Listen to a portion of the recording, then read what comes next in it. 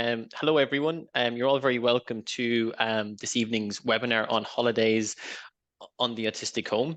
And this is the last of our community support webinars for 2023. And tonight's session will be recorded, so this will be sent out to those who registered, and it will also be put up on our YouTube channel. So my name is Michael, and I work on the community support team at AsIAm, and I'm also delighted to be joined on the call by my colleague Amanda McGuinness. And tonight's particular topic, I suppose it's the last one of the year, and we're finishing off with a bang, so to speak, with the topic of Christmas. And as you guys will know, the holiday season or the Christmas season can be a challenging time for autistic individuals and families, as a change in routine and socializing and traditions may cause some level of discomfort or stress. And I suppose what we hope tonight's webinar will assist you in navigating the Christmas season.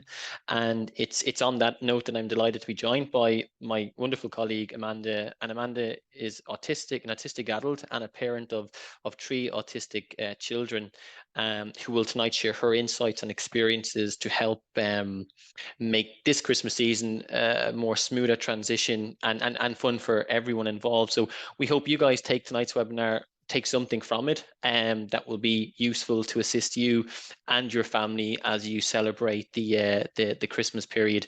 I will say that there is a Q&A box at the bottom of the screen, so throughout the session, please feel free to ask any questions, and those questions will be taken at the end. I will put some of those to Amanda. Amanda will speak for about 45 to 50 minutes with an opportunity then for some questions at the end. And I will just finish up the webinar at the end by signposting members on the group here tonight to some of the AsIAm supports over the Christmas period. So Amanda, if it's okay with you, I might invite you to share your screen and presentation. Brilliant. I'll do that now.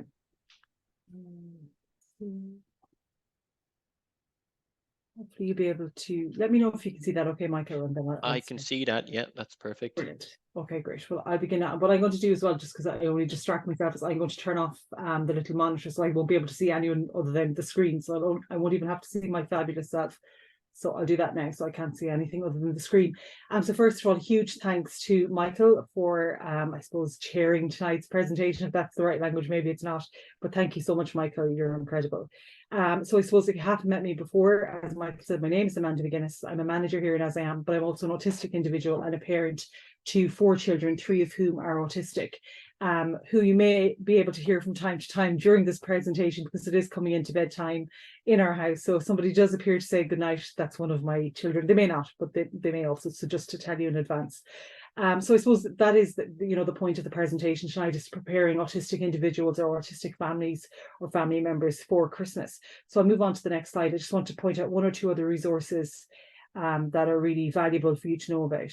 One of which is our fantastic autism information line. The contact details are there on screen for you. And really, as a parent, I can only say, especially for my eldest son Connor, who's almost 14, I wish there was an autism information line for myself and my family.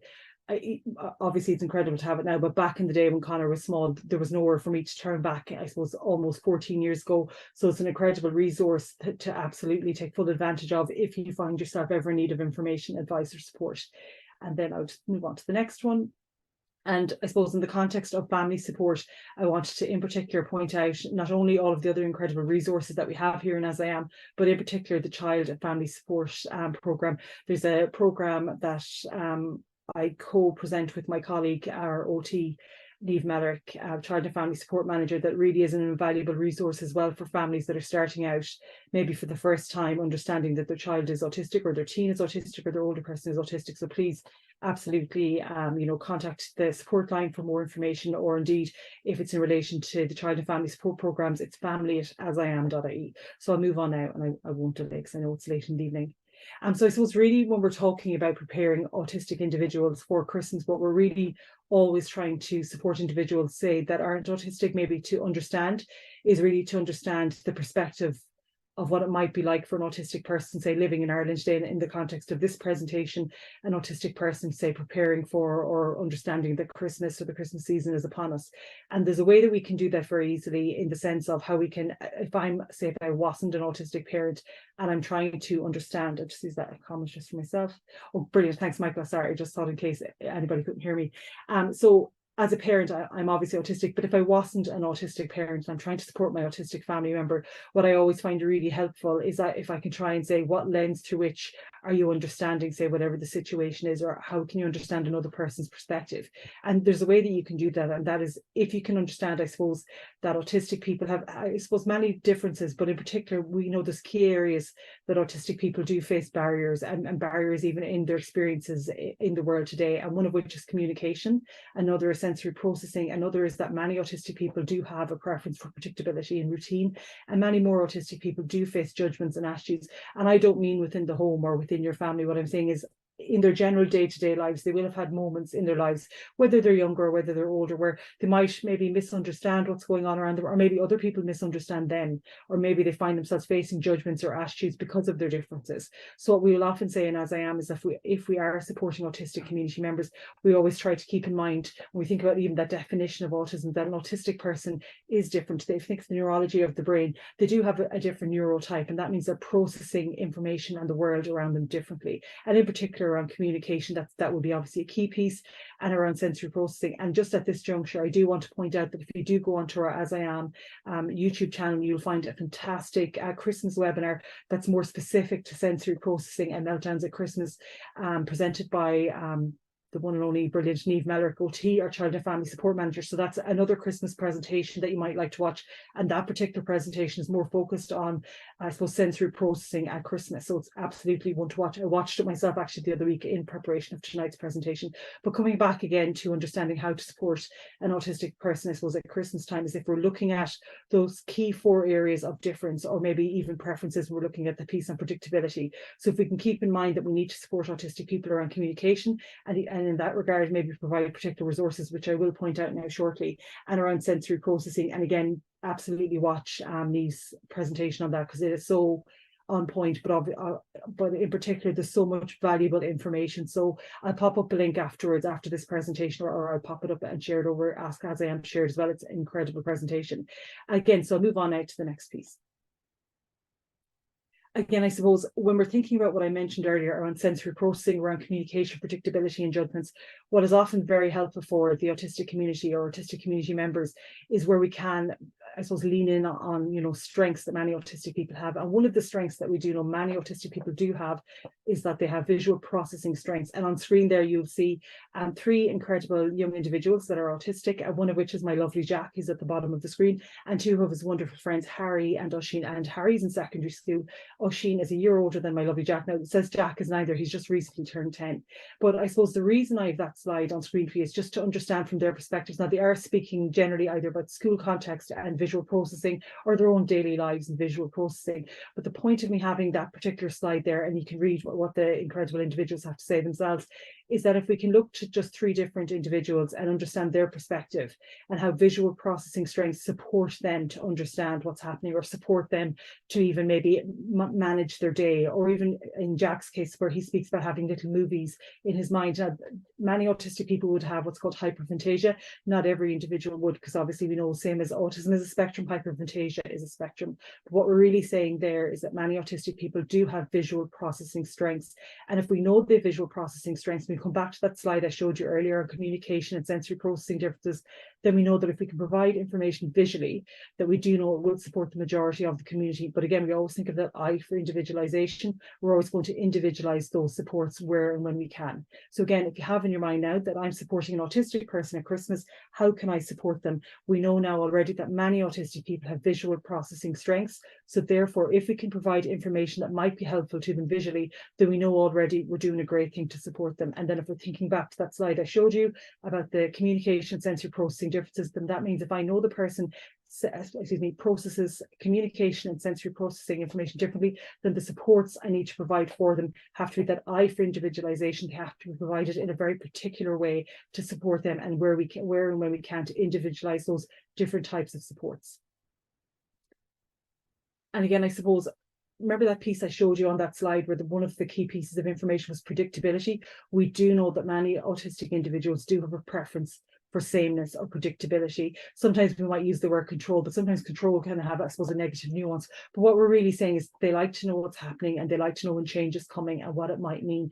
But I suppose ultimately, if we look at, I suppose, at the person through the autistic lens of trauma, then we do know that many autistic people might have, you know, I suppose we even look at the lens through, I suppose, autistic anxiety, might be experiencing high levels of anxiety. I suppose when we look at the context of change, and I know Niamh will have spoken to this last year in her presentation, we look at times of change for autistic people, and then you might think, oh, well, you know, the Christmas tree is going up, or, you know, there's the letter to Santa, or different things. But actually, there's lots more change going on around Christmas time than we might even be thinking of, or even maybe even realizing. So we think of school changes that are happening now. Possibly there's, you know, the potential for maybe preparing for a play, or maybe a carol singing service. Maybe there's Christmas trees going up in the classroom. Maybe there's different activities. Maybe the schedule has changed. Then also in the home, like my own home here, we've put up a Christmas tree. We've not, you know, I suppose different types of Christmas decorations around. There's the sensory processing piece. There's the Christmas tree lights going on. I know even myself around the television, we've some what's it called? I was going to say tinfoil, we don't have tinfoil, tinsel around the television, and little twinkly lights put in and everything, and just making it a little bit more festive. But that's still a lot of change. Some individuals like to have real Christmas trees in their home, and that's lovely as well. But if you think of that, that's a new scent, that's a change. There's a new item in the home, there's a tree, there'll be pine needles, or pine needles, I'm saying pine cones, pine needles falling from the tree. That's a change. There's lots of change going on. Socializing, often coming up to Christmas, there's lots more socializing. You might have people coming into the home, maybe people you mightn't have seen for a while, and maybe somebody that your child maybe has never met. Perhaps they've lived abroad and now they're coming in to visit, or maybe people like to come in and visit more regularly during the Christmas, or maybe now as a family you like to go out more, and maybe at school there's more maybe social excursions and things happening. Often at Christmas there's more of an expectation on all individuals to be more social because it's the festive time and we're all going out socializing and I suppose having fun as such. And then there's also the hidden curriculum, and what I mean by that is lots of different things that happen at Christmas that we're just supposed to know and to get on with. One piece, for example, is gift giving. Another piece could be, for example, somebody coming into the home and maybe making an extra effort to be extra social at that time. Or if someone is giving a gift, what's the expectation? Or if you're to give the gift back, or maybe you already have the gift and maybe you've responded in a way of saying, oh no, I don't like that, I already have that, or I don't like gifts. So there's lots of change going on all of the time across all of, we'd say, safe spaces that are usually safe spaces for autistic children, such, for example, at home, where I often say home is the haven, and the school environment where they're often very well supported. And then obviously for individuals like myself, I, as much as I can in the nicest possible way, I don't socialize too often, but often at Christmas there's that increase. And if you think of all of that together, when we know from that slide that I showed you, there's the communication changing going on, the sensory processing changes going on, and now we know that predictability, that piece that we lean in on and support, and that is very supportive, I suppose, of autistic processing styles. We now know that predictability has now changed. And then I suppose what we're looking at then is the judgments and attitudes, and not that they're now suddenly changing, but maybe for autistic individuals now there's so much change happening around them. They're trying to find what I will often call the pillar of the day. They're trying to find that steadfast piece where they can just be themselves again and everything can remain as normal. And now suddenly everything is happening, and the expectations piece might bring in more potential negative judgments and attitudes for the autistic person. So now suddenly all of their world has changed, and now suddenly, even though to you or maybe to another individual that isn't autistic, it's just a Christmas tree, but it's more than just a Christmas tree for that individual. Their whole environment, that sensory safe environment, has now suddenly changed.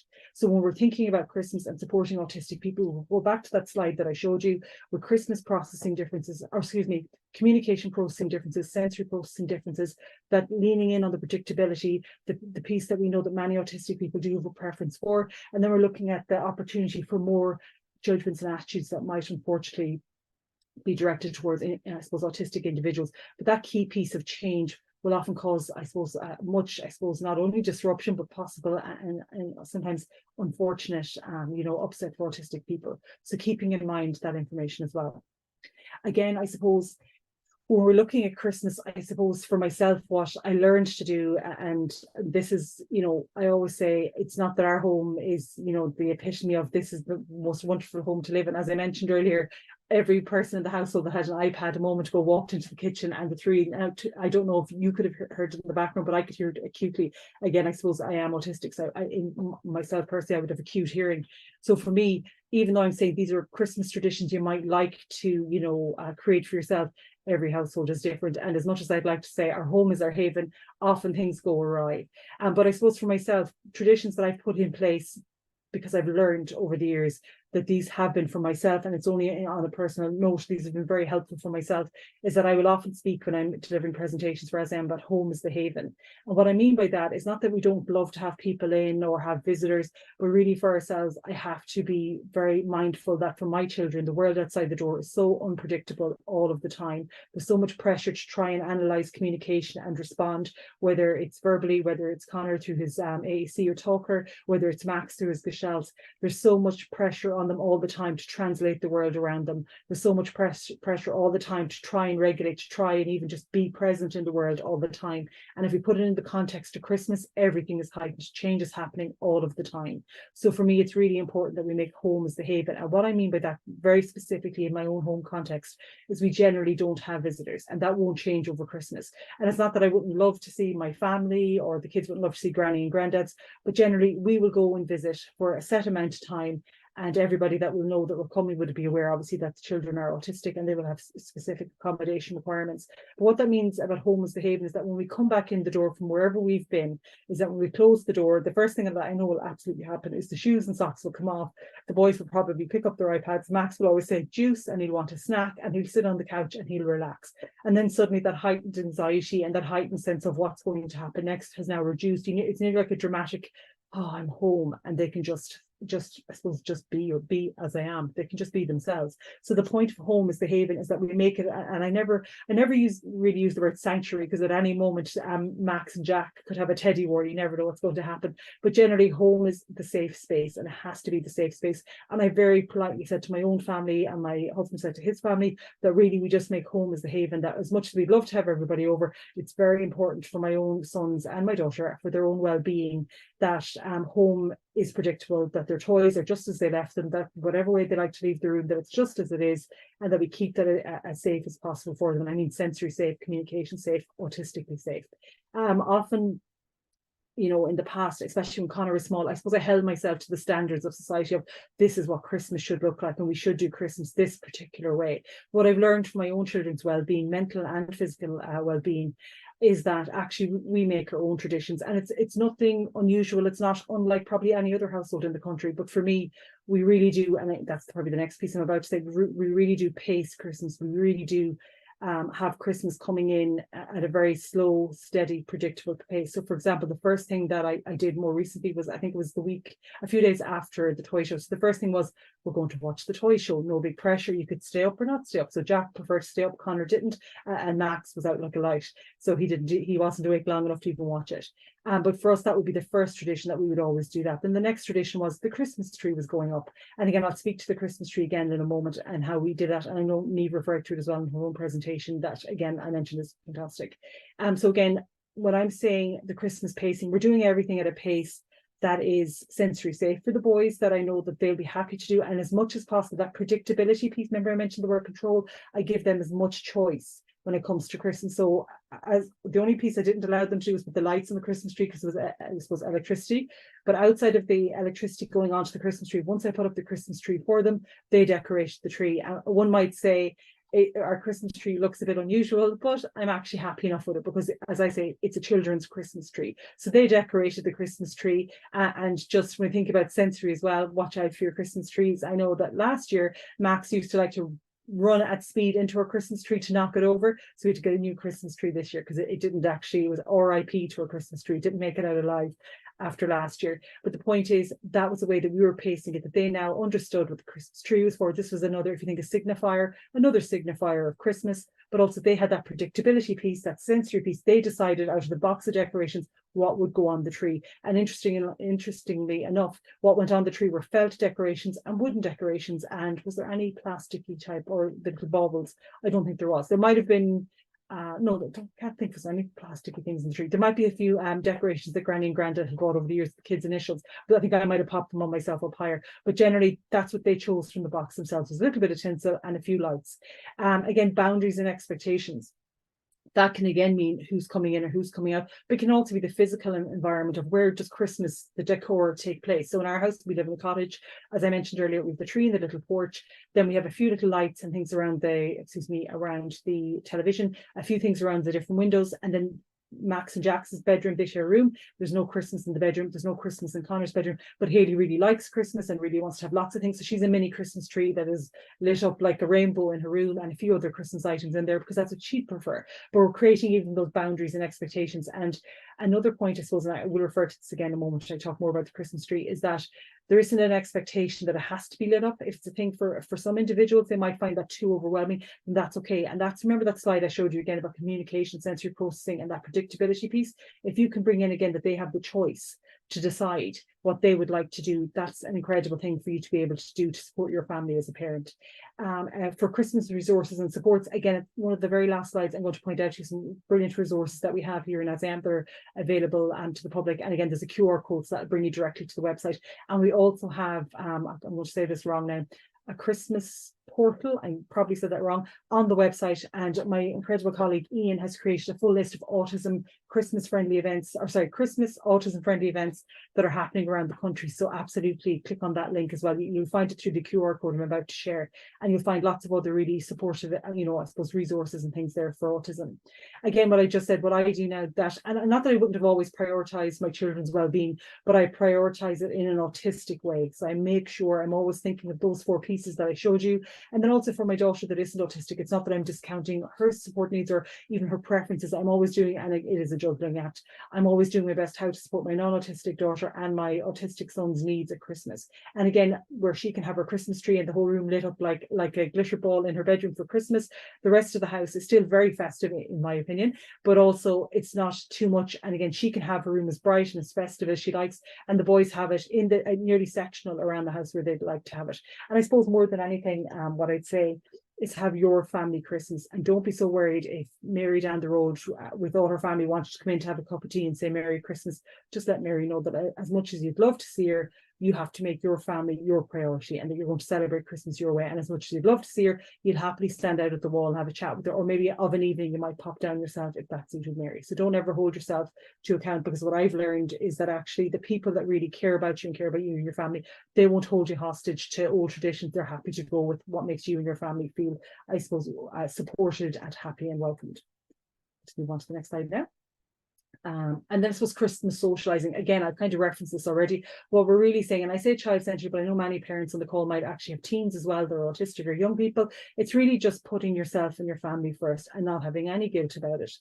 Because often, I suppose, days gone by, I would have probably visited, especially when the kids were smaller, I'd be like, oh, I better go because it looks bad if I don't go. But what I find then is that I'm at an event, my children are totally dysregulated. I feel terrible as a mom that I actually, didn't, I suppose not terrible, but I feel guilt as a mom that maybe I should have said no, but I felt the social pressure to do the thing. And what I learn now is I just actually look at the fact that no, what's best for my children, and what's best for my children is we might go to a social event, but we may not stay long. And if you are going out to say to family, or if you are going out to environments, and again, go onto the website for those great autism friendly Christmas events that are happening around the country. But if you are going to an event, I'm going to give the context of going to maybe an extended family member you mightn't have visited that may not know your child, say, as well as a closer family member might, ask in advance, would they have a place, for example, where a safe haven, a quiet space where the person maybe could go off and sit down or rest for a while. Or if they put, like I was chatting to Michael about earlier, I always book haul at Christmas and read loads of books over the Christmas, a place where they could go and do their preferred interest, say if it was reading, or if it is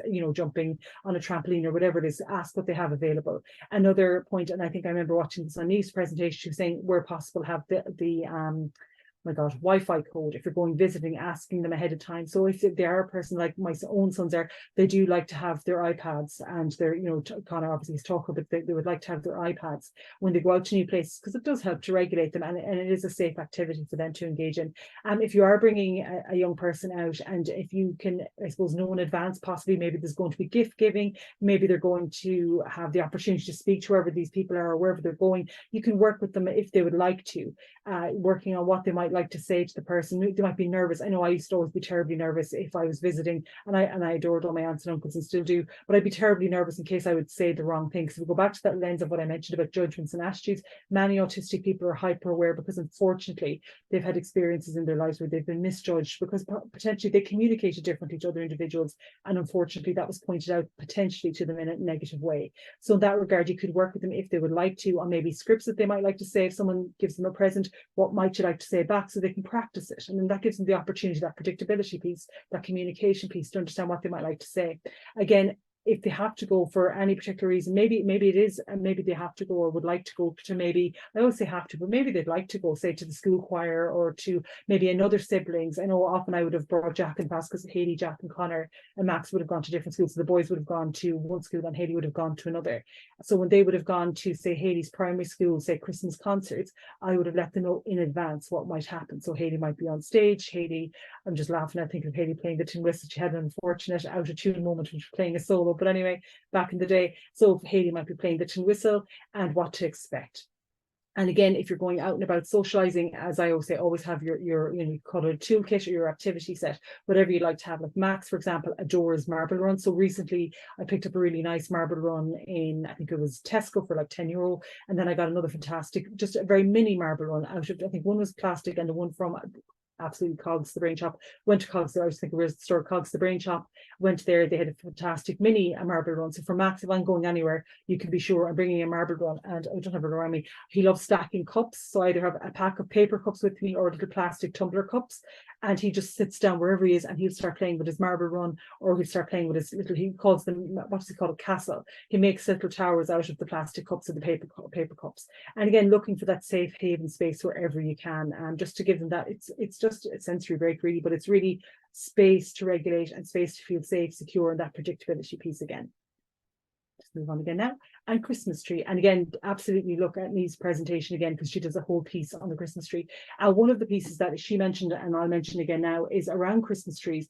We often think that it has to be, I won't even attempt to say like the movie trees, a 6-foot tree, whatever, the real tree. But often it can be a smaller tree that's less overwhelming for an autistic individual. Or a suggestion that Neve had that I'll repeat now is that if you have an artificial tree, which we do, to put it up in pieces. If you have a young person that you feel might prefer, remember I said Christmas pacing, they might prefer to see something happening over days. So possibly the base of the tree goes up first, then maybe the next piece, and our new tree, because the last one, RIP, thanks to Max, our last tree was all like little branches, but the new tree is much smaller, and I would actually say more child friendly, and it just comes in 3 pieces. So if the boys had, say, a difficulty or feelings of difference around the tree, I would put it up in increments. So Neve's suggestion and mine that I'll repeat is that we would put it up in 3 pieces. So it's our 3 or 4 pieces, whatever it is. So for our tree would have 3 pieces. So if I was, supporting the boys around that as a change, I would put up the base first, possibly the next day, the next piece, and then the final piece would be on, say, the 3rd day if there was 3 pieces.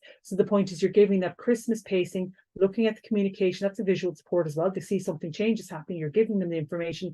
You're also looking at the sensory piece. This might be overwhelming from a sensory perspective. It might also just be that predictability piece. It's a huge change here, what's happening. Looking at the lighting, I know many people, including myself, I do like lots of sparkle and colour. Christmas, I have a preference for colour generally, but I know for many people that can be overwhelming. So for many people it might be a visual stim, like myself. I like kind of bright and sparkly for just stimming, but for many people it might be overwhelming. So looking at the lighting choices that you're making, many people might like, the coloured, super coloured flashing lights. For others that might be too overwhelming. So looking at the lighting choices, and often I know many people might say LED might be a good choice, but just really looking at the preference. Again, I mentioned tree decorations in our own house. The boys have a preference which they chose. If you saw the tree, I might pop up a snap on my own social media. They decorated the tree themselves, and it's all wooden and felt decorations, and I feel like there might be a plastic decoration somewhere that I saw on it, but generally that's what they chose.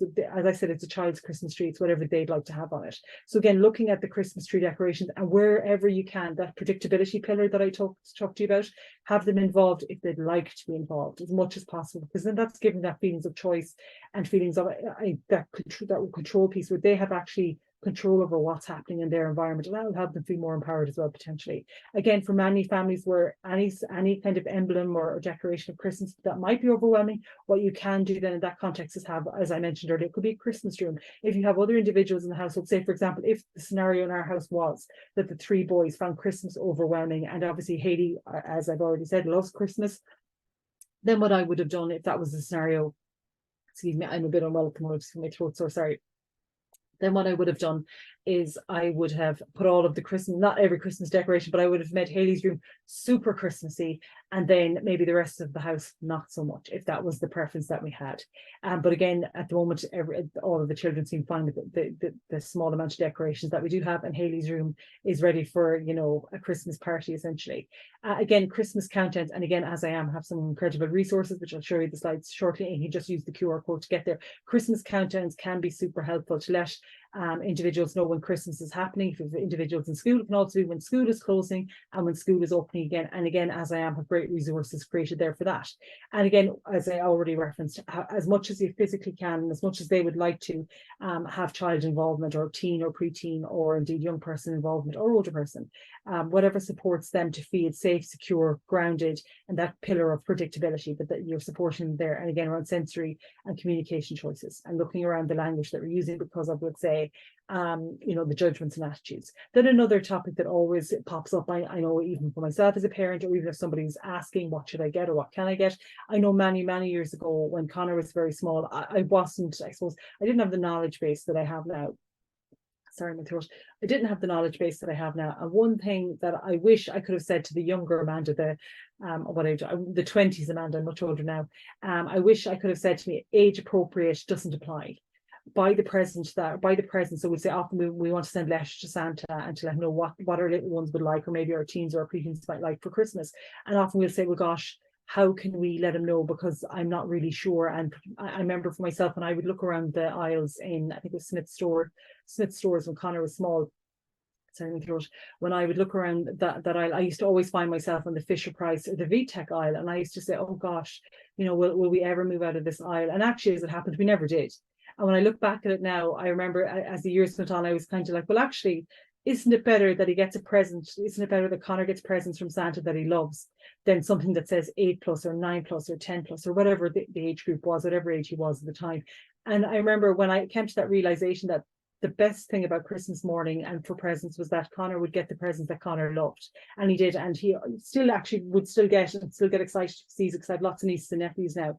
If he goes into a house where he sees, you remember there was that Fisher Price teddy, it had like long ears and would sing, I nearly sang there, apologies. Do your ears hang low? It was like a little, I don't know, like a bear or something, and it had like long, maybe I don't even know what kind of a teddy it was, but it had ears that would sing different songs if you pressed different parts of it.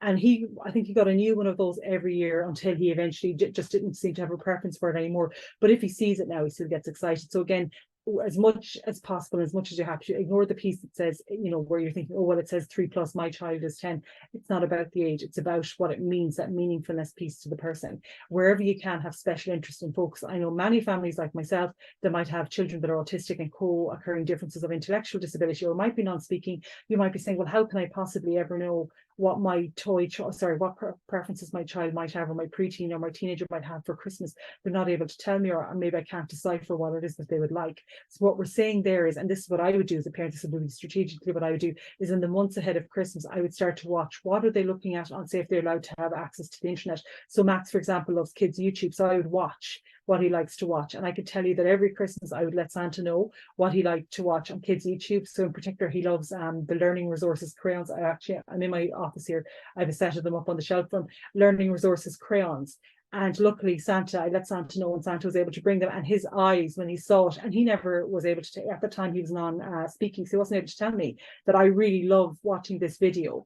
And I remember I can still see his face going, oh my God. And immediately he took out his iPad and he typed in the little words to find the same thing. And he was opening the set, same as the little boy was opening it on kids' YouTube. So looking at what they're watching, again, for some children, it isn't an object, it could be an experience. You might notice that perhaps they like to watch, maybe I know, who is it? Oh, Connor loves to watch bowling. So that's how I first realized that Connor had a keen interest in bowling before we'd ever brought him bowling. So then I remember one year Santa brought vouchers for him to go to the bowling alley here in Mayo, and he was absolutely thrilled because Santa was able to make the voucher look like bowling alley as well, so he understood visually, that visual support piece I mentioned, what was going to happen. Again, you know, often at Christmas, and again, I would be a devil for this as well myself over the years. When I look back, I feel like I'm giving advice, but I'm like, I did this myself. I was a great one for educational resources at Christmas to also, Santa would also bring them. But remember, Christmas is a time of fun. And as much as I love books, if somebody gave me a book on a topic, say that maybe it was a challenge, so get maths, I'd dyscalculia. So I did have a difficulty around numbers, but I would love to learn and teach myself whatever I need to do where I face challenges. But at Christmas, if Santa had brought me a book on algebra, because that would have been a weakness for myself, I'd be like, wow, thanks, Santa, that's great. Thanks for pointing out that I need to study this over Christmas. That wouldn't have been massively helpful to me. So think about it at Christmas time. It's great to get the educational resources, but really we're looking at Christmas as a time for fun. So looking for items there. And again, around whether it's gift buying or gift giving, I think I have a slide on that, which I'll move to next and I'll speed myself up. Just think about as well, when they are receiving gifts for Christmas, to try again Christmas pacing, pace that out, because for many autistic people, opening lots of presents can be really overwhelming, or receiving lots of presents can be really overwhelming. But again, you know best as a parent how they process and how they might feel about things. Again, I think I've mentioned everything there. Okay, I'll move on to the next time, just watching my time. Again, Christmas gifts, so looking at being child-led or pre-teen or teen-led. Again, self-paced, so around opening gifts at Christmas. I was a devil as well. Years ago, Jack in particular would struggle with anxiety, and years ago, Santa would come and the living room would just be like an explosion of all these wrapped presents. And I'm very visual, I thought, oh, it looks fabulous. But actually what I realized that opening of all the presents and sensory, all the tearing and the communication piece of there's so many things in the room, and that predictability piece of what's going to happen next. And then if I don't respond the right way when I'm opening the present, will somebody think I'm not happy, even though I am happy, but it's so much information to take in right now. So instead, what we ask Santa to do now is that Santa, first of all, when he's laying out presents in our house, everybody knows that we live in a cottage, so it's not a massively big house. We'd say where the Christmas tree is, everybody knows which area of the Christmas tree. So we'd say, I'm going to imagine if that's the Christmas tree, on the left at the back, we'll say might be Haley, on the left, on the back at the right might be Connor's presents, Jack might be on the right front, and Max might be on the left front. And everybody knows that every year that's the area that Santa will leave your presents. Santa also doesn't anymore leave them wrapped. He might leave them, I think he usually leaves a bag that has each of the kids, one kind of larger felt bag, and it might say each of the kids' names in front, and that might have one present in it. And then that's just to kind of signify this is this particular child's presents from Santa. And then behind them, all of the presents, there's no wrapping at all. So the kind of oh, Santa brought a present, the surprise piece might be just that one item in the bag, and then everything else is open. Again, we have a fantastic visual letter to Santa, or actually, I think there's 3 different types available through that QR code that's coming up next or shortly. And then also what's really, really helpful is if you think Santa would like to, he might write back to let them know that this is what Santa's going to bring with pictures, so they know exactly, and that Santa, again, it depends on the child and what they might prefer in the processing style, that he may not be bringing surprises. So it's better that if you think they would prefer for Santa not to bring any surprises, is that on the letter Santa saying, I'm going to say, hi Amanda, I got your letter, thank you so much, these are the presents I'm going to bring, and a picture of each of the presents, and then they know that that's definitely what's coming. And then the piece around autism plus environment, that comes from Dr. Luke Bearden, who I think I've quoted on every presentation since time began. I'm literally his biggest fan. But again, he will often say that autism plus environment equals the outcome, and the autism is the autistic person plus the environment. And that means the atmosphere in the room on, say, Christmas morning, everyone's, I think of what I just said there, the communication piece, the sensory, the judgments, and not that you're judging your child at all, because you never would. What I mean is just how you're reacting, what your face is saying, what your body's saying. Because remember, many autistic people would be hypervigilant because they have that experience of feeling different in the world, and they really are, if they're like myself, looking around, trying to understand the world and processing the world all of the time. And just I suppose, an aside of one thing that we do here, I'm just watching my time, in our house, Santa, for as long as I can remember, has always brought a Christmas Eve box. And what we've learned is that when Santa does that, that's very helpful. So the night before Santa's due, so Christmas Eve, around 7 o'clock, nearly always around 7, because the kids start to go to bed at 8, there'll be a knock on the door, and the elves will have left a box. And generally what they leave in the box is a pair of really nice sensory friendly pajamas, and they might, I think sometimes they go to the likes of Pennies or Duns, you never know with the elves. They might pick up something there, and they might give a favorite treat. So it might be, I know Jack is a huge fan of chocolate coins, so it might be some chocolate coins for Jack. Connor likes Chris, so they might give Connor crisps and he likes a Club Orange. So that's all they really get. And often Max, because Max isn't into sweets or crisps, so Max will get, generally they'll bring Max a small little teddy. And what that does is that signifies visually, remember I said visual supports, and looking at communication and sensory factored in both of those. There's the predictability and the judgments and attitudes is you can wear the jammies if you'd like to and not, and you don't have to if you don't want to. There's no problem, there's no issue. Mammy will be happy, just as happy if you choose to or not to. And the point is that's preparing them that tomorrow morning, that's a transition to strategy. Tomorrow morning is Christmas Day. Every other day has been leading to Christmas Day. We have our schedule, we've had our visual guides and our social narratives to let us know. And now we know that tomorrow is the day because we're going to bed in the new jamas. We've had our special treat from Santa to say he's looking forward to coming to see us. And tomorrow when you wake, there'll be presents. That's just another strategy that we, and he'll do it again this year. I believe Santa has been looking around and saw lots of lovely things actually in, I believe it was Dunn stores for jammies and different things. So again, just a QR code there that will bring you to our Christmas portal with lots of brilliant, fantastic advice and support, but also lots of different resources there. And that's a sample of one of the visual letters. And just to point out, I know it's come in a few times just to myself, even, you know, as a parent, many children get a little bit confused about who Santa Claus is. So AsIAm have prepared you know, a visual story all about Christmas, but specifically then also a story about who Santa Claus is. And often children get a little bit afraid about how can he get down the chimney if, say, you have a stove, or I don't want him to come down the chimney, and what can we do instead? So then that predictability communication piece that we referenced at the start, we then say in the story that, or you can leave out a key for Santa and he will come in the door with the key and he'll close the door again afterwards. So then that predictability piece that we know many autistic people have a preference in that lean into, then you're giving them that predictability piece. If you find for your child or your teen or preteen, that piece of coming down the chimney might be a little bit overwhelming for them. So that's in that piece as well. And again, just to say, I know often we talk all about Christmas, but then there's also the piece around New Year's Eve, where often that can also be a huge celebration piece again. And again, looking back, I suppose, at everything that I've said thus far, and just think about that, if you just keep thinking, if you can at all, what I mentioned at the start, communication differences, sensory processing differences, the preference for often for predictability, predictability, wherever you can really, really focus on those and try and provide supports around that. And again, what I mentioned about visual processing, and then the piece around judgments. If you have a young person that's saying, no, I don't want to go to X, Y, and Z for Christmas Eve, I don't have to. Think about the sensory processing piece. And I think if you are a parent of an autistic child, you probably are already aware of, like, what's that called, the fireworks going off. I know that they actually really scare Jack. So where I'm lucky where I live in the West, I have really no neighbours. So there's a little likelihood of fireworks going off. But again, if you're living in an area where they are maybe preparing your child ahead of time, because sometimes they're in bed at night, they can't avoid it. So letting them know that it might be happening. And I suppose just a quick strategy on that, what I use here in our house, and I have always since Max was actually a newborn, is we have a white noise machine, and they literally, their sleep rhythms attune to the white noise, and they just sleep, touch wood. I'll probably not get any sleep tonight, but generally the boys would sleep the night, and they all have white noise machines, and it's really helpful. And again, looking at the social expectations that you might be invited over for maybe a Christmas Eve party or whatnot, looking back at everything I've said thus far, you know, around, you know, predictability and social expectations and what you would like to do. I suppose more than anything, have the Christmas that you and your family would like to have. And if you feel any judgments or any expectations for anyone, just say to yourself, that doesn't apply to me. My family, we're focusing on family, what's best for our family. So as much as you can. And what I'll always say, if people support you and adore you and love you, they will absolutely accept that that's what's best for your family and have no, there'll be no negativity about it. And if there is, then as I always say, that's a them, that's not a you problem, that's a them problem. So I'll move on to the next slide, which I believe is the last. It is. So from myself and Michael and all the team as I am, thank you so much for supporting ourselves all this year and every other year, and more than anything for supporting the autistic community. It is more meaningful than you'll ever know. And as an autistic person and a parent to autistic children, thanks for all that you're doing as a parent and all your family members are doing, and everybody indeed that's supporting the autistic community. A huge thank you, and more than anything, and Merry Christmas from As I Am. And I hope Santa and the elves come to you all, especially to the parents as well that might need a cup of tea, and the supporting family as well, or coffee if you like coffee. So I'll stop the share now, and if there's any questions, I'd be delighted to take them.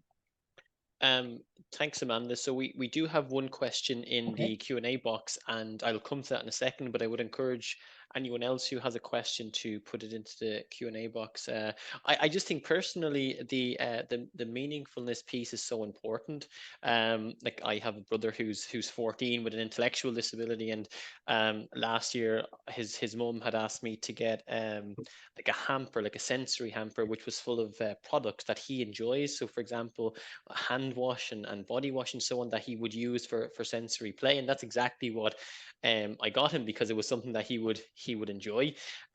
So I would say to people on the call tonight, to put in those requests to family members. If people are in your family are asking you, what will I buy, Mary or John, don't be afraid to say, well, you know what, he might like a hamper of hand washers or Radox or whatever the case may be, because it's something that they will enjoy. And it's a bit like the VTech reference, Amanda, that you had said at the outset. There is one question here, Amanda, and I suppose it is connected to this topic in one sense, but I suppose this particular question could be an all-year piece, and it's from one of the I'm just attendees, reading as well. I've realized I'm listening to you. No, you talk away. I'll just read as well, just for my no own problem. They have a 4.5-year-old who has a fear of TV and would prefer to have no TV, and the child notes that the TV is scary and can often lead to a meltdown if I assume if the TV is on. And mum is conscious that as we go into the Christmas period, there might be an increase of increase of meltdowns or breakdowns as such. Everybody indulges on TV over the Christmas, so I'd imagine that is something that will be particularly heightened. Is there anything that you can provide information on, Amanda? And I know it's a bit more kind of general than the I think topic at the hand. first thing I would do, again, I'm always like visually. What I would do is I would try and explain to them. So if they have a preference right now not to watch television, first of all, if you feel they have a fear of something, try as best you can to find out what the fear is. And then if it's, and I never say it's an irrational fear, because for that person it's a real fear. So really take on board that's a real fear that they've developed potentially. Try and find out first of all what the fear is, and then try and understand how you might be able to support them. Because again, I wouldn't be able to know just from reading the message, and I'd obviously need more information. First of all, try and identify what the fear is, just so you have that knowledge, because it'd be really important. And then visually, because obviously there's other people in the household as well, visually explain to them that sometimes potentially mom and dad and X, Y, and Z might have to watch television, and that I see I'd have to think about this more, because I'd need lots more information that I'm only talking off the cuff. But I'm just thinking I would have an explainer. Again, I would think about this more. And so I'm going to pop my email into the chat after this, and you can email me, because I'll have time to, again, visually to process and think about how I would actually respond. But I think first of all, as a parent, I'd be like, well, I need to know what the fear is. Then second of all, I have to explain that maybe, critically, there needs to be, maybe there's a reason, say if you need to watch the news for whatever reason, you need to be able to access the television to watch it, so the whole house can't stop. But you also have to look at how can you support the autistic person. So I'm thinking you need to still have access to the television. I don't know if it's possible. If it was me, I would move the television to another room. If it was adults, like, so for me, again, that may not be possible. The first thing I know I would do for the time being, and again, this is just in my context to my house, would be the small little house and a small little television. For me, I would just move the television to another room for now, until I could figure out what was going on and what was happening. That may not be something that you can do. So I suppose for myself, I would be looking at what is the cause that you think of the fear, where does the fear come from, then trying to support them to understand. Say if it's, I say again, I don't have lots of information, but if I can understand what the fear is and support them, and not so much to overcome the fear, but for you to understand the fear and support them around the fear, to reduce that anxiety, and find out what the fear, what is the fear about, and then explaining about the television and that other people do need to use the television. And then also, if it's a piece that say mom has to watch, I'm going to say mom for myself, it was me, if I needed to watch the news every evening at 6, if it was my job to watch the news for whatever, then making sure that the little person can be somewhere else while that's happening, and that they're not being overwhelmed or things like that. Or maybe a schedule where this is the time that, again, I'm thinking very quickly visually, that this is the time the television has to be on, and that they could do something really nice elsewhere while that's happening, if that's possible. Again, that's not a fantastic answer, but if you want to, I'll pop my email into the chat. Well, Amanda, what we can do there is I put in the support at AsIAm Oh, email. So brilliant. if people want to email that, and if there's a particular question on tonight's topic, Yeah. if you can put in the subject line for the attention of Amanda McGuinness, we'll ensure that the email gets Yes. sent to Amanda, and it can go. So yeah, I'll just reiterate that again, because I see a question come in. So if you want to email the support at AsIAm, any questions in relation to tonight's topic that Amanda can answer, and in the subject line just put in for the attention of Amanda McGuinness will ensure that the email gets sent to Amanda, and she can then respond to that particular Yes, and if question. that parent wants to give me more information, then I'll have a better, because instead of giving you like I don't say generic because it is an honest answer, but it would give me more information. I could pinpoint then maybe better strategies for you on how to support your young person, if that's helpful. So if you want to do that, and thanks, Michael, for the reference for the email as well. No problem. We have another question here from a parent. And firstly, to compliment you on the content and the information. So the appearance to a 3-year-old who stims a lot. One of the references is to clapping, and at the moment is looking for any tips on how to manage this. Now, we know, I suppose, that the stimming is part of the regulation of the individual to support them as how they feel best in their own environment. But do you have any kind of comment on that? Well, I suppose I'd always been an advocate for stimming is great because it is very, obviously for myself, I don't know if you could even notice that I usually have a fidget in my hand. It's actually here. I have a fidget in my hand. I always do. My son Connor is not speaking. He uses like a vocal stim. Jack occasionally does a vocal stim, and Max just likes to run into Christmas trees. Being honest, we're trying to save the one we have at the moment. That's just, he likes deep pressure. But I suppose in this context, I'm going to assume, I'm going to read it again. Then your parents to a 3-year-old who stims a lot, clapping, hoping. Does anyone have any tips? How to manage? Well, generally, being honest, Laura, stimming is a good thing for autistic people to engage in. As Michael referenced, it's very regulating. It can bring lots of autistic joy. More than anything, it can help the person feel very safe and secure. I know for myself, if, for example, I regularly would, I suppose, sip water, but also I would, if I'm on a presentation for a long period of time, you'll always see me, you can't see now because I have a screen behind me, but I'd always be moving around in my chair. I always have, if you can see, fidgets in my hand. So for me, if I wasn't able, but I'll give you an example. If you're not able to stim, what could that do to an autistic person? For me, it would increase anxiety. I would feel very unwell. I would not be able to concentrate at all. I just couldn't continue to list all the things that would be not helpful for me if I wasn't able to stim. So instead of looking at their stimming a lot, I would look at possibly how's the regulation. Maybe you could potentially provide more supports around regulation, but again, not to stop the person stimming, because that's really important for autistic people to engage in. But again, if you wanted to email me again through the support at AsIAm email and leave it for my attention, and if you want to give me more information, then I could possibly give you better answer than a quick off the cuff one. If you'd like to do that, I'd be more than delighted to chat to you about that as well. Thanks, Amanda. The next question is from a mum, and this mum has a 6-year-old who has suddenly lost interest in his special interest. All of the presents have been bought and are non-returnable, and all of which have been based on his special interest. Where does one go with that? How does one work around that? It's probably one's worst nightmare, but yeah, where does one go with that, I guess? Well, I suppose around special interest, and again, I'd be a keen one for, I pick up and drop interests all the time. My keen one that I've always had, I suppose, since the kids were young, was obviously autism, and especially visual sports and visual communication. But for myself, I would drop and pick up special interests all the time. I'll come back to them again. And if anyone that would know me in AsIAm, they'd be able to tell you I have a very broad, random skill set where I would have picked up lots of different special interests over the years and self-taught myself lots of things. So what I will say about special interests is that often they can go in cycles. I notice in myself randomly that I have 6-week cycles for a special interest. I might pick up, then I'll drop it, and then I move on to something else. But I will come back to it again. And when I re-engage in it again, it's just as joyful and just as interesting and just as meaningful to me again when I pick it up. In fact, my knowledge base has expanded in whatever it is that I was learning from before. And now I move on to I suppose a higher level of learning with that special interest. So what I will say is, if this is, we're going to say, if Santa is bringing some of these special interest items, perhaps look at other ways that you can still, I would not bring them. What I would do instead is, if you can, in the meantime, help Santa to understand if there's anything else they're engaging with now. Because generally, if they're moving on to another special interest, that's not always, but often I would notice for myself or for my son Jack, for as long as I have known him, or as long as he's been able to let me know, he has such a keen interest in actually bin trucks. But then he'll drop the bin trucks for a while and he'll move on to diggers. And then he'll drop the diggers for a while. And at the moment, it's the dinosaurs again, I'm going to say. No, he's back to lining up his teddies and doing teddy wars with actually Max. But he also has a keen interest in dinosaurs. So he'll drop a special interest, but he'll come back to him. They're special interests. He's 10 now. Since I'd say he's about 4, he's been dropping them and coming back to them again and again. But he may not come back to them. It could be 6 months, but he'll come back to it again. So if you have items in the house, so just an off the cuff tip as well, related to the special interest, I wouldn't be giving those away. If they're not interested in them right now, I just put them away somewhere safely, because they will potentially come back looking for them again.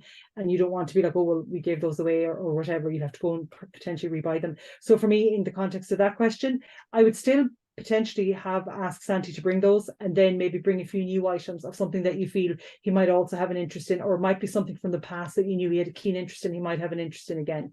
I hope that might not be a fantastic answer, but I hope it's a good one. No, but even, Amanda, building on some of the resources on the website, that Santa narrative about kind of preparing the individual of what Santa has on his list is what's coming as such. And there might be one or two additional things added to that on the basis of his new interest, if that makes sense.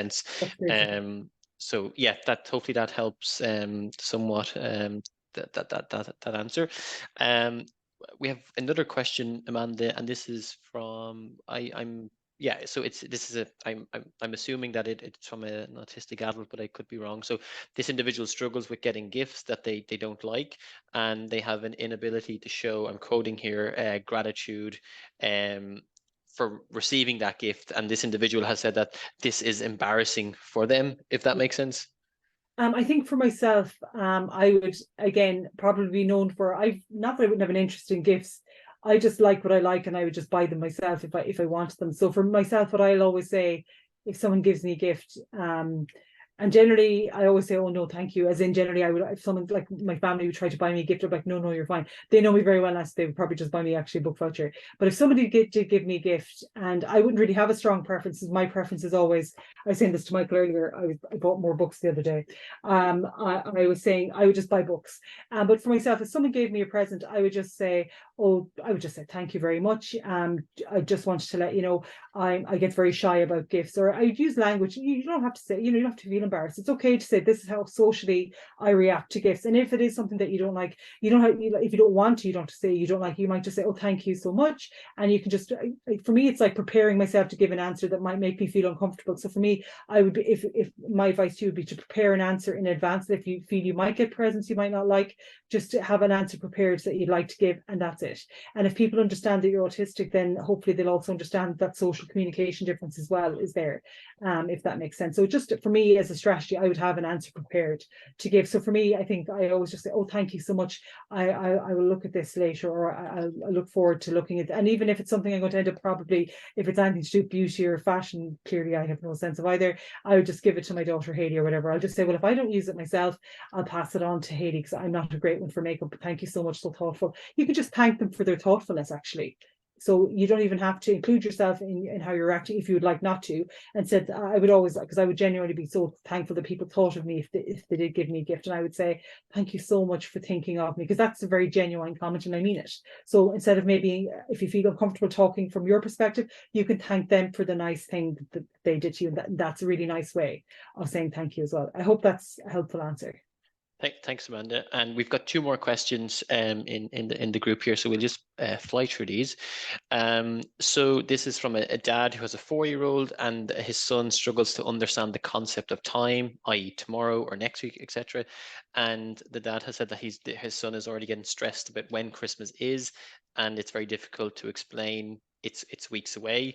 The family will try to do a countdown, but the child becomes subsequently upset when he realizes that it's still some time away. The family aren't talking about it much, but it's kind of unavoidable because of the world that we live in now, and Christmas from November is pretty much very much present.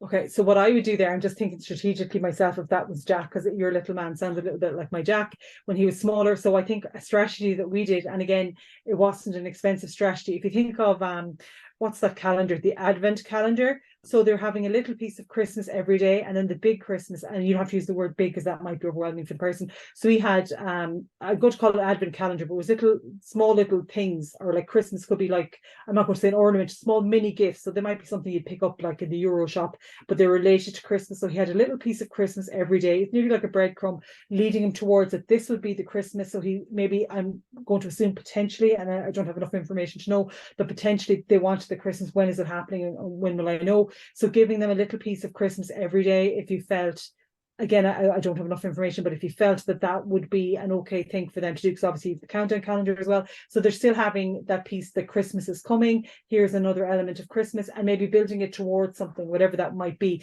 So for me, that's what I would do specifically. Again, I can only give the example of my own son, Jack. So for me, because he would be anxious, is that we would build up Christmas is coming, and then visually, and I suppose we think of abstract, making it more concrete, something, and it doesn't have to be even be given something. Maybe there's something he's doing building up towards Christmas, something maybe physical, maybe he's adding something if you have a calendar, and it might not be, like the laminate, it could be something that you're building yourselves together, the kind of. I know there's actually a really great, I think it's Playmobil, I could be wrong. I saw it again on Cogs the Brain Shop. They had, I think it was Cogs the Brain Shop, or was it Melissa and Doug? I'm not too sure, but I know Cogs the Brain Shop have an actual Christmas scene, and I feel like like an advent calendar, but it could be Melissa and Doug. I can see it in my mind. Check Cogs the Brain Shop. They definitely have like an interactive Christmas, I want to say, scene or advent type calendar, but it's literally there's little elements to it. And then it from a visual perspective, communication perspective, and sensory processing perspective, it's interactive. There's the predictability piece, and then there's the communication piece you're building towards. And on this day then is Christmas. And in the meantime, there's been a little piece of Christmas every day. I hope that's helpful. But again, that I for individualize it to your child and their preferences. I hope that's helpful. Thanks, Amanda. And just so I want to put a comment in there, yes, the recording, it is being recorded, and this will be uploaded onto our YouTube channel. A question also, Mum has a 10-year-old and his only interest is computers. Any guidance on how to influence towards something different? He would spend all day, every day on them if he could, quote, that's quoting Mum there.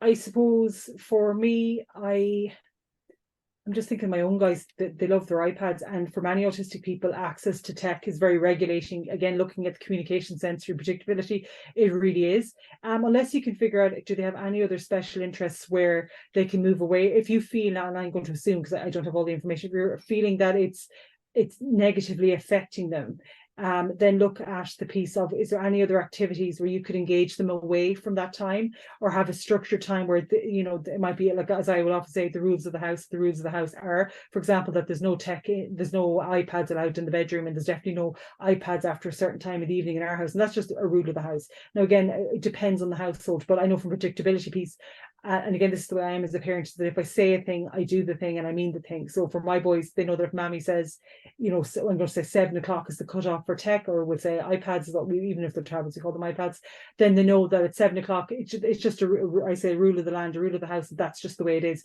And it's not that I just take it and say, that's it, done. They understand it's for their own health. So I would also do that piece around explaining for their own health, that if you feel as a parent, and again, I don't have all the information, if you feel as a parent that they're spending potentially too long there, be logical and real and literal. This is why I feel this, and your eyes, and if you're feeling like eye glare, because myself, I would get glare as auxiliary context, like give them the facts of as to why. And again, differentiating or individualizing to the capacity of the person to understand. So give the facts, be logical, and then have, as I always say, it's a no, but yes, no, you can't have this right now, but you can do this other, may not be as on the same level of preference, but you can't have this, but yes, you can have this other opportunity to do this other thing that I know you do also like. So Max, for example, if I found Max was spending too long on the iPad, and sometimes it can dysregulate him, what I would do is, he loves sensory play and he loves water play. So I would say, no iPad. And again, I'd have visuals as well, so it wouldn't just be like iPad is gone. So I'm going to pretend he's had all the context and all the information.